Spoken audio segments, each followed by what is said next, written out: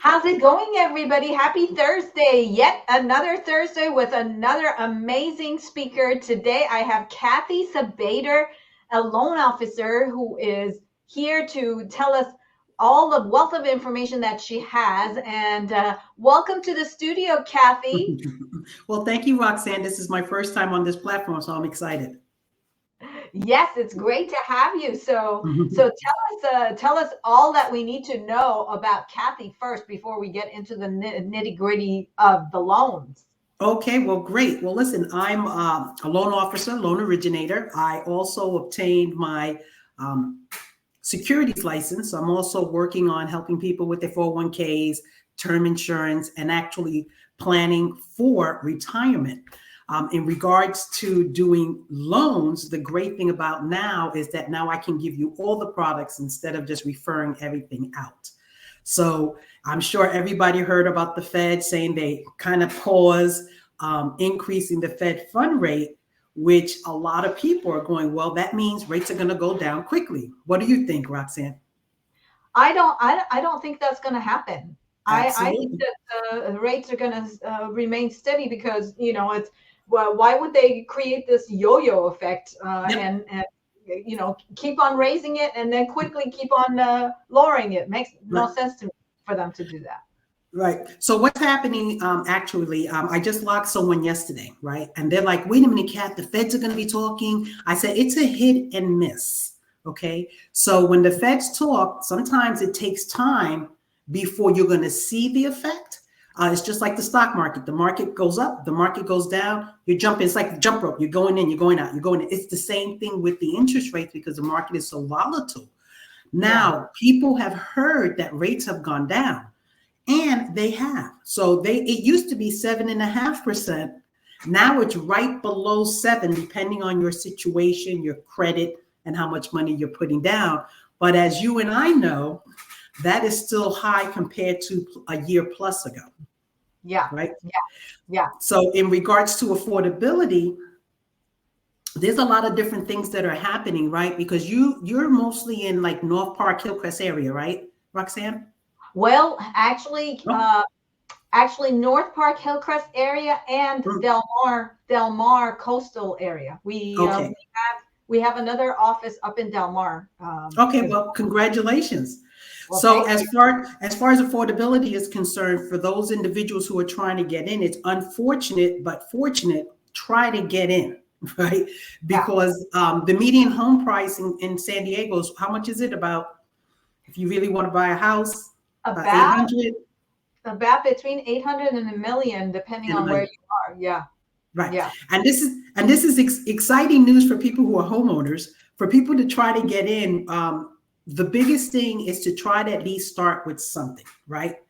Most yeah, of us started out with a condo, waited a while, because one of the great things about our county, San Diego County, is we have equity growth, right? So we're seeing it like this, right? It goes up, it goes down. And a lot of it has to do with when people sell their home. In this market, are they selling it because they have to sell it? Or are they selling it because they want, right? Because before it was easier that you had a 2-bedroom house, you want to get a 3-bedroom house. With the way the interest rates were and with the equity, you were potentially able to move up and your mortgage payment went up, but not as substantial as it is today. yeah. And before it was easier because historically we had low interest rates, so Yes. you sold at 6% interest rate and bought at 3%, then that was not so hard. But now it's quite different. If somebody wants to move up, they not only have to sell, but they have to let go of their great interest rate. That's right. So in regards to the market that we're in now, for those individuals who have to sell and those who want to sell, that's the difference in regards to. That's why you talk to the Roxannes of the world so that they can prepare you on how to set your house up. And most importantly, it's an emotional roller coaster, really, to sell and to buy. And if you're a first time home buyer, it's a different type of roller coaster because when you're selling to buy and now being a first time home buyer, what we're educating our clients is I need to know what your mortgage payment, what's the max you can do, right? Is it 3,000? Is it 4,000? Is it 5,000? Right? Because right now you have to be able to afford a $6,000 to $7,000 mortgage to buy at least a decent home here in San Diego. I would say one of the good things, not really, but we do have generational living, right? So we have more than one generation living in a home, which means if you're renting, this is a time to start planning, right? Do the 3 to 6 month plan, maybe 1 year plan, because the market is going to shift again this spring. Am I right, Roxanne? It looks like that's what the predictions are telling us. Yes, but you know what? That I think that's a seasonal change. Right. You know, because most people are gonna make moves in springtime or summertime. So no matter what happens or what the market does, people are always gonna move when it comes to spring and summer. Right. And Right? then that's absolute, because everything's in a cycle, right? So when you have to buy, right, and there's different reasons why people have to buy, is that, hey, rents have gone up so high. You have to take a step back and go, really, 10 years from today, if I'm paying, if you're lucky, paying $2,500 a month for rent, 10 years from now, what do you think your mortgage is going to be? I mean, what do you think your rent's going to be, right? Versus having, right? If you think about it, 2,500 every year. So that makes 10 years. That makes 100%. That's right. So you could potentially be priced out in your rental property. My biggest concern are the middle-aged individuals, right? Who, okay, you have the money now, but 20 years from today, 10 years from now, what are you going to be doing, right? When you could be talking to the Roxannes of the world, because she has a team that helps you plan. It's not just, hey, I want to buy a house. No, it's a process. And for some home buyers, it could take 6 weeks. I'm ready to go. And for others, it could take 6 months, a year, especially in this market because everything's so volatile. So one of the things that we're seeing when interest rates went up, usually, right, the market would state that the home prices would go down. But not in San Diego County. Not in San Diego County. So interest rates went up and buyers are saying, I'm going to wait. Wait for what? What are you waiting for? Right? Sellers are like, hey, I want people to bid over pricing like we had 2+ years ago, because COVID was a phenomenal market for all of us. But at the same time, it was a different breed. I know I've never been through that before. And so now that we are getting to a point where inflation is too high, right? But the feds have found out that, hey, what we're doing is not helping. So we need to stop what we're doing, take a step back. So with them pausing, because remember, they have not decreased anything yet. All they said is, I'm thinking about not increasing it. And so the market is going crazy. I get text messages letting me know what's happening with the market, because that's what we use to let our buyers know, hey, you got to make the decision, because I'm not the winner of the lottery. Okay. And the reason why I'm not the winner of the lottery is because I don't know. Right. Yeah. Interest rates are the same. You can try to do it, lock it today, or you can wait a day or two. And, I can't tell you, I can just tell you, based on what we see, today might be a good day for you to lock. Right. Let me see where I put the stats. I actually was looking at some interesting stats earlier today, and let me share it with you. January 2023, in the zip code that I am, my University Heights office, January 2023, in 92116, we had 18 listings taken. January 2024, 92116 zip code, we have 23 listings taken. And overall, all around the county, January 2023,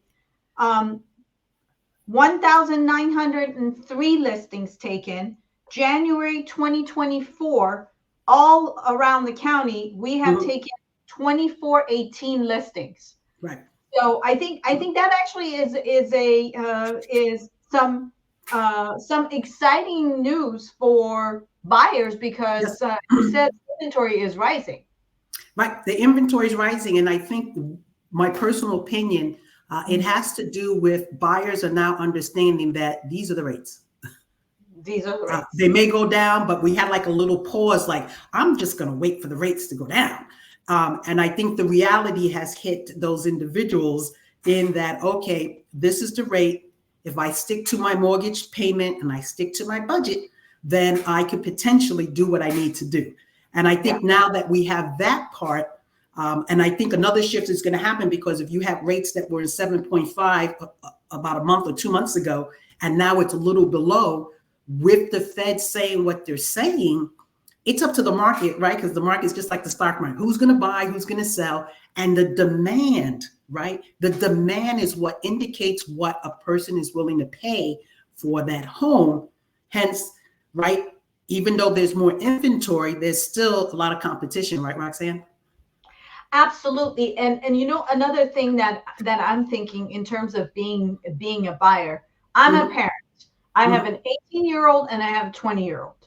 And what I'm thinking, actually, I'm thinking I should have done this like 10 years ago, but it's never too late, right? If I had bought each kid, something, mm-hmm, either a condo or a house, right?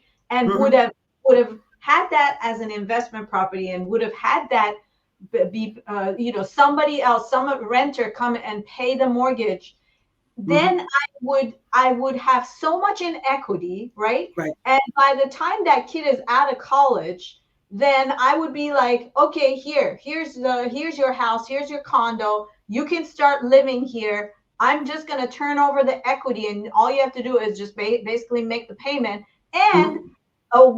with me being very very sneaky and have my kids live in San Diego or right next to where I want them to be, rather than Right, having to leave the state because they can't afford to live here. right, right. What do You you got it. think of that ploy that I have, so that for parents who Mm-hmm. have kids and they want their kids to be local Mm-hmm. to buy investment properties? Yeah. So there's two things that can happen, right? In this market right now, the way the interest rates work, it'd be a little difficult to get that done because the numbers for the rental that you're getting in may not meet what your mortgage payment's going to be. However, there are duplexes, right, that they can potentially get, um, and then one rent out. Both of those units could be rented out, and then obviously when the kid gets old enough, you put one in it. And that's the interesting thing, because we'll talk about generational living, which is another story, because what we have earned and what they're willing to get what we have, two different things, right? Yeah. Because we have spoiled our children to say, hey, this is the home we live in. We're homeowners. Or, don't get me wrong, people who rent, they're still instilling to their kids, hey, you should still own if you can. But at the end of the day, you have to work hard to get it and then to keep it, right? There's two Absolutely. things that go on. So with the generational living in this market now, what people could consider is, hey, am I helping my kids pay rent? And if I am, maybe I need to consider either getting like a duplex, or how do the numbers work?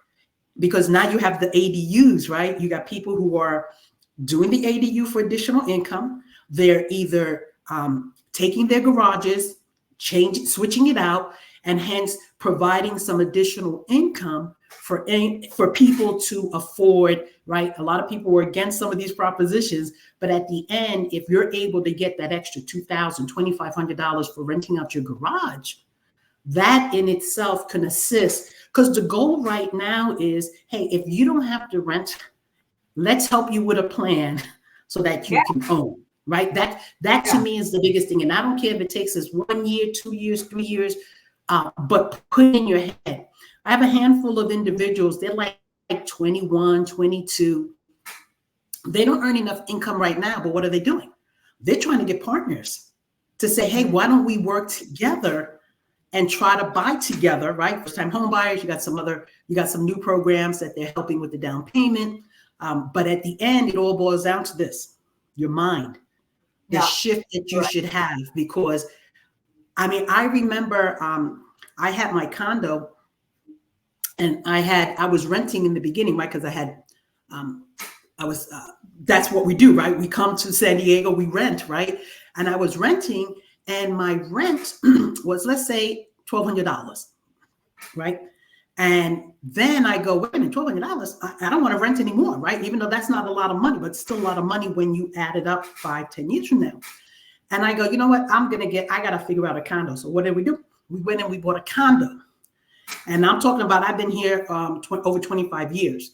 So I rented for a year, $1,200 a month. And then I bought a condo back then. And I was able to get a 2-bedroom, 2-bath. And guess what? My mortgage with my HOA was less than my renting of $1,200. And that's back then. Right? Yeah. So we took the condo, as you mentioned. You take the condo, you stay there 3 years, 4 years. You either keep it as investment property, sell it, and get a house. And then you get another house. And then that's how it all boils down to. But you got to start with something. Yeah. So even if you get a 1-bedroom or you get a studio, because my last condo was a studio. Yeah. Let me ask you this though. Right now, if you're looking at numbers, I think it's actually more expensive to buy than it is to rent. It is. It depends on where you're at. I have some couples, right? If you're in Del Mar, you're paying how much? $3,500, $4,500 a month for rent. Yeah. Now, if you were to buy, you're not going to live in Del Mar in this market with the interest rates, right? But you have to ask yourself, do I want to live in Del Mar and keep spending $4,500 a month for rent, right? And if you take 40, and I'm going to be conservative, I'm just going to go now 3,500 because people might be saying, no, people are paying, even in certain areas that I personally would not live in, rent's $3,500 for a 2-bedroom, 2-bath house. So even at $3,500 a month times 12, you spend $42,000 in rent. Times 5, you already spent $210,000. So I would have to say to myself, hey, I'm renting here. Oh, yes, I love the area. But if I change zip codes, I could potentially buy. I used to have my condo in Hillcrest, right? COVID made me do it. I sold my condo and bought a house. And so what did I do? I go, hey, let me do the numbers, right? Got the equity from the property, right? And then I couldn't keep it and buy my home. So I sold it, and that was in over asking price. So I had to pay over asking to get the home that I wanted. But at the end of the day, I have more equity here, right? I have maybe $300,000 of equity here than if the condo has maybe 150, 200. But it was a studio, right? So let me ask you this, because this is a question that I get a lot from, potential buyers. Oh, I am going to hold on to the condo and I'm just going to try to buy a house. What's your thought about that? Now, if you can have a positive cash flow on your condo, right? So let's say, for instance, your mortgage is, I know my mortgage was only $1,500 altogether, and that included the HOA. Okay, let's say that, right? And I rent it out for $2,500. I'm making $1,000 a month. Yeah. Right. So if I'm making $1,000 a month, we can only use 75% of that, but I'm in a positive cash flow. But now I have to qualify for the next house. Where's the down payment coming from? Yeah. And then that's where the planning comes with you, Roxanne, because at least they're asking you, what can I do? Well, we look at the numbers and we say, hey, based on what we see, you could potentially rent it out for XYZ, right? In the meanwhile, we need this much money for your down payment if you want to keep your mortgage payment to here, right? Yeah. Yeah. And I think, as you mentioned before, we're a lot of the homeowners, we all have interest rates below, and I'm going to say 5% because as the markets shift, right? Yeah. Most of us have interest rates below 5%. So we're accustomed to a certain payment with that, but now that rates have increased dramatically, it's just a matter of a shift, right? That's a shift of paradigms in that, can you imagine, they mentioned, I know there was an article that you already said the first time home in here in San Diego County is $800 to $1 million. That's now, right? Yeah. So imagine 5 years from now, your investment would be that much better because we own property for equity. Roxanne, you want to explain what equity is? Because I know we took it out a couple of times, and I don't know if people really understand what equity means. So equity is basically the amount of money that you have in the in your property. So it's the difference between what your mortgage payment is or what mortgage amount is and how much the place is worth. And if there is so let's say you owe $400,000 on your condo and your condo is worth $600,000. So there's a $200,000 difference that if you sell that condo, that's how much cash you're going to get out of that condo. That's your equity, basically. Right. It's the amount of cash that you're going to be left with if you were to sell the property.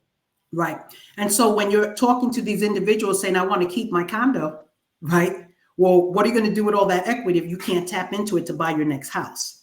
Right. Yeah. So that's where some of my clients are taking out a second, right? And they're taking out a second loan to use that second for their down payment for their next home.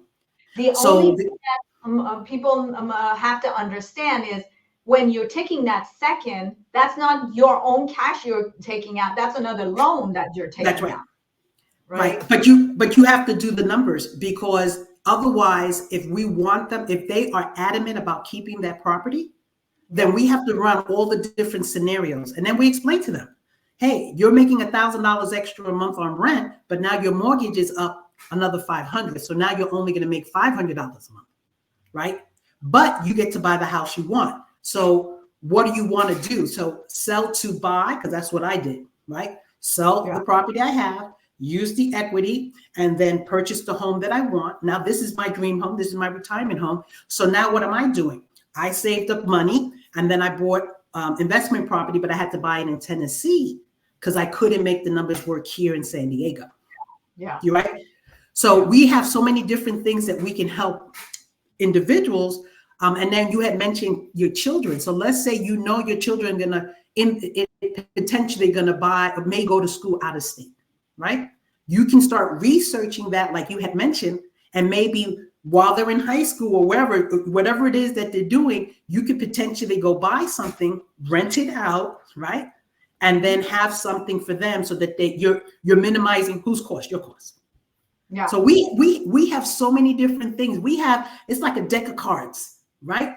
Choices. We have a deck of cards for you. So you give us the scenario and we'll just keep playing cards with you. Yeah. It's a beautiful thing. Yes. Yes, it is. It's phenomenal. So I'm really excited about where the market is right now because the Feds are putting it on hold. March is going to be the time frame people are going to be looking at. So we're only in January. People are like, well, rates are going to no. March, if they reduce it, that's when we're going to see rates actually going down incrementally. Then that's we'll see. Right now, it's like right now. I locked somebody yesterday, but today the pricing was worse. Pricing was worse. So it takes time for the news to hit. And then again, it all depends. It's like a stock market. Who's buying, who's selling? I think, about demand. Like you said, the best thing is to plan about your plan about what works for you and your individual situation rather than trying to play the market. Exactly. That is the best way to do it. You stick with a budget and say, hey, I can only do this. I do like little Excel spreadsheets. And I say, well, if you do this and you have this much money, this is what your payments could be. I give you like 3 different interest rates because I don't know what the rates are going to be. And at least they have an idea of what their payment's going to be. And now that the market is shifting, so anytime they go to look at property, I'm like, text me the address. I need to let you know how much it's going to cost you before you go out with Roxanne, right? And go make an offer, because if rates went up that high, right, some people got priced out. Yeah, exactly. Yeah. Mm-hmm. Well, Cathy, thank you so much for this valuable information. And thank you so much for joining us. Audience, if you are thinking of buying and you need a trusted loan officer that can help you. Cathy has been in the business. Cathy, how many years have you been in the business? I don't want to show my age, but at least over 15 years. There we go. There we go. Well, you're as young as a spring. As you're as young as the spring. We won't. Okay, and Cathy can be reached on her cell phone, and that's her number. And she can also be reached on her email address, which is listed here. And Cathy has a website that has a wealth of information there. And there's her website, and you can reach out to her anytime. Cathy, do you have any times that you're not working? No, we work with the market. So we work Monday through Sunday, just like you. Matter of fact, we get right because Mondays are usually the busiest days. But when people are out there shopping, we have to be available. I really want to make sure that my buyers know what their payments are going to approximately be like before they go out and look at the property. So when they go in, they're going to like, is it in my budget? Is it over my budget? Right? So this way the realtors and yourself understand that, hey, we're doing our due diligence because I don't want you walking in and then, it's $400 more than I expected. No, we told you it was going to be $400 more. Yeah. So I think to me, that's the biggest shift that I've seen in the market. And let's give a shout out to Roxanne, because Roxanne also has a phenomenal team, right? Because you can sell the buy, you could be a first-time home buyer, you could do investment properties. The information that she has as far as real estate is concerned, Roxanne is your girl. Thank you very much for that shout out. I really appreciate that. And there's my information. There's my cell phone number. And there is my website. If you are trying to email me, there is my email address. And I also like to hang out on Instagram or on Facebook. So wherever you want to reach me, I am happy to help. And if you are watching us on YouTube, we really appreciate it if you give us a thumbs up, and also ring that bell so that when we have new information coming out, you are informed about our new videos coming up. And thank you so much, Cathy, for joining us today, and have a great evening, everybody and audience. We appreciate you. Thank you.